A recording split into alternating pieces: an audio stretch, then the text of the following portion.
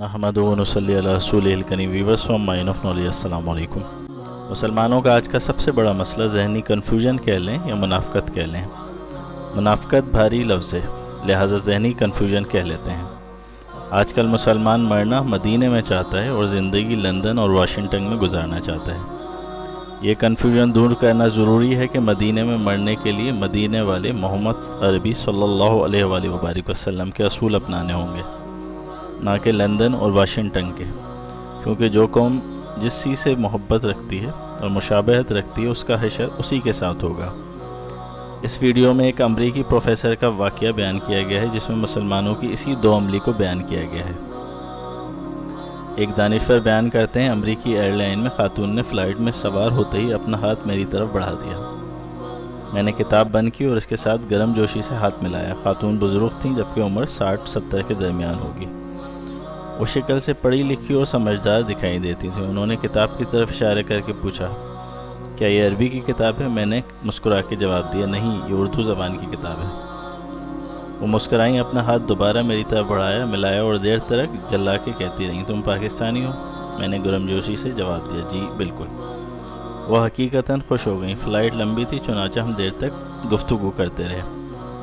پتہ چلا کہ جینا امریکی ہیں، تاریخ کے استاد ہیں، وہ طالب علموں کو عالمی تنازع پڑھاتی ہیں، چنانچہ وہ مسئلہ کشمیر سے بھی اچھی طرح واقف ہیں۔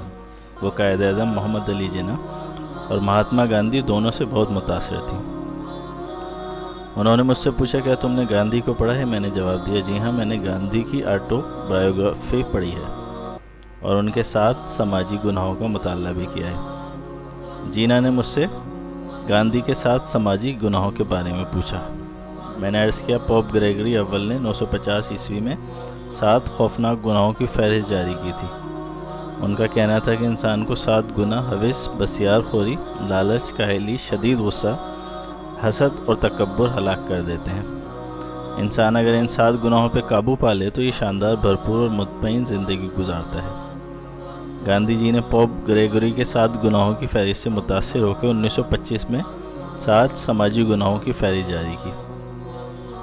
ان کا کہنا تھا کہ جب تک کوئی معاشرہ ان 7 گناہوں پہ قابو نہیں پاتا، وہ معاشرہ اس وقت تک معاشرہ نہیں بنتا۔ گاندھی جی کے بقول، اصولوں کے بغیر سیاست گناہ ہے، کام کے بغیر دولت گناہ ہے، ضمیر کے بغیر خوشی گناہ ہے، کردار کے بغیر علم گناہ ہے، اخلاقیات کے بغیر تجارت گناہ ہے، انسانیت کے بغیر سائنس گناہ ہے اور قربانی کے بغیر عبادت گناہ ہے۔ یہ 7 اصول بھارت کے لیے گاندھی کا سماجی ایجنڈا تھا۔ وہ خاتون مسکرائیں، مجھے تھپکی دی اور پھر پوچھا، کیا تم قائد اعظم محمد علی جناح کے 7 اصول بھی بیان کر سکتے ہو؟ میں نے مسکرا کے جواب دیا، قائد اعظم پریکٹیکل باصول آدمی تھے، وہ فرمودات پہ یقین نہیں رکھتے تھے، چنانچہ انہوں نے زندگی میں قوم کو کوئی تحریری ایجنڈا نہیں دیا تھا۔ وہ خاتون میری طرف دیکھتی رہی۔ میں نے عرض کیا، گاندھی اور قائد اعظم میں فرق تھا۔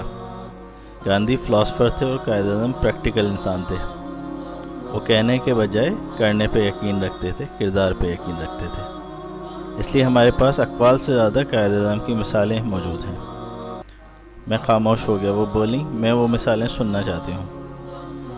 میں نے عرض کیا، مثلاً قائد اعظم نے پوری زندگی وقت کی پابندی کی، پوری زندگی قانون نہیں توڑا، پوری زندگی اقرا پروری نہیں کی، رشوت نہیں دی نہ لی، پوری زندگی اپنے مذہبی رجحانات کی نمائش نہیں کی کہ آیا وہ سنی تھے، وہابی تھے یا کیا تھے۔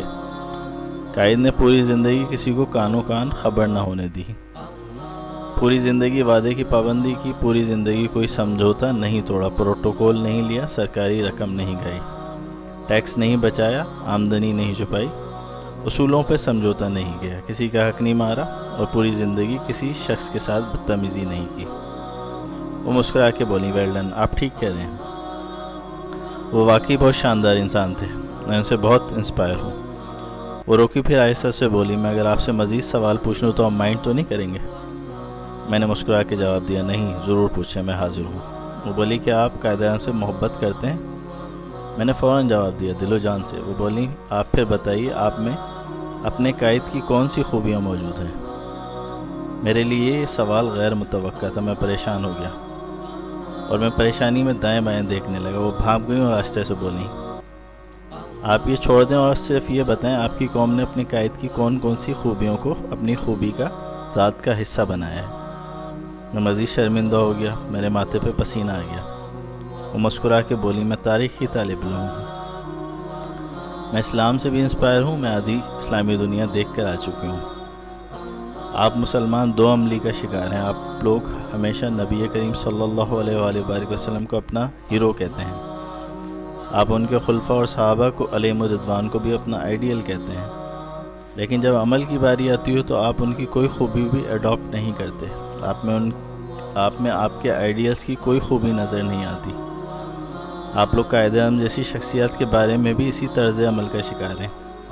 آپ نے قائد اعظم کو نوٹ پہ چھاپ لیا، آپ ہر فورم پہ ان کی عزت بھی کرتے ہیں اور آپ ان کے لیے لڑنے مرنے کے لیے بھی تیار ہو جاتے ہیں، لیکن جب ان جیسا بننے کی باری آتی ہے تو آپ دائیں بائیں دیکھنے لگتے ہیں۔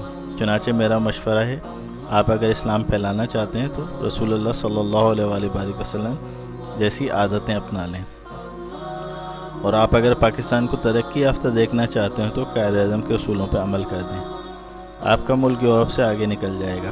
وہ رکی اور نرم آواز میں بولی، میں اپنی ہر پہلی کلاس میں طالب علموں سے ان کے آئیڈیلز کے بارے میں پوچھتی ہوں، یہ جب اپنے آئیڈیلز بتا دیتی ہوں تو پھر میں ان سے پوچھتی ہوں آپ وہ خوبیاں گنوائیں جو آپ نے اپنے آئیڈیل سے متاثر ہو کے اپنی زندگی میں شامل کی۔ زیادہ تر طالب علموں کا رد عمل آپ جیسا ہوتا ہے، میں پھر ان کو بتاتی ہوں میں اس وقت تک آپ کے آئیڈیل کو آئیڈیل نہیں مانوں گی جب تک آپ کی زندگی میں ان کی کوئی جھلک نظر نہیں آتی۔ آپ اگر دل سے اپنے آئیڈیلز کو اپنے آئیڈیل سمجھتے ہیں تو پھر آپ میں ان کی عادتیں موجود ہونی چاہیے، ورنہ آپ دو عملی کا شکار ہیں، اور میں نے زندگی میں کسی منافق کو کبھی مطمئن اور اچھی زندگی گزارتے نہیں دیکھا۔ سامعین کرام، مسلمان مردوں کی اکثریت بغیر داڑھی کے انگریزی لباس میں ملبوس، حلال و حرام کی تمیز کیے بغیر اپنے معاملات میں کفار سے مشابہت اختیار کیے ہوئے ہیں، مگر دفن جنت البقیع میں ہونا چاہتے ہیں اور جنت بھی اعلیٰ مقام کی چاہتے ہیں۔ عورتوں کی اکثریت بے پردہ ہے اور شوہروں کی حکمرانی قبول کرنے کے بجائے ان پہ حاکم بننا چاہتی ہیں، مردوں کو بیجا فرمائشوں سے حرام کمانے پہ مجبور کرتی ہیں۔ عورتوں کی اکثریت یہی کام کر رہی ہے، بالفاظ دیگر خالق کے نظام سے کھلی بغاوت کی مرتکب ہیں، مگر کنفیوژن یہ ہے کہ مر کر جانا جنت کے اعلیٰ ترین درجے میں ہے۔ اب اسے کنفیوژن کہہ لیں یا منافقت، فیصلہ آپ پہ چھوڑتا ہوں۔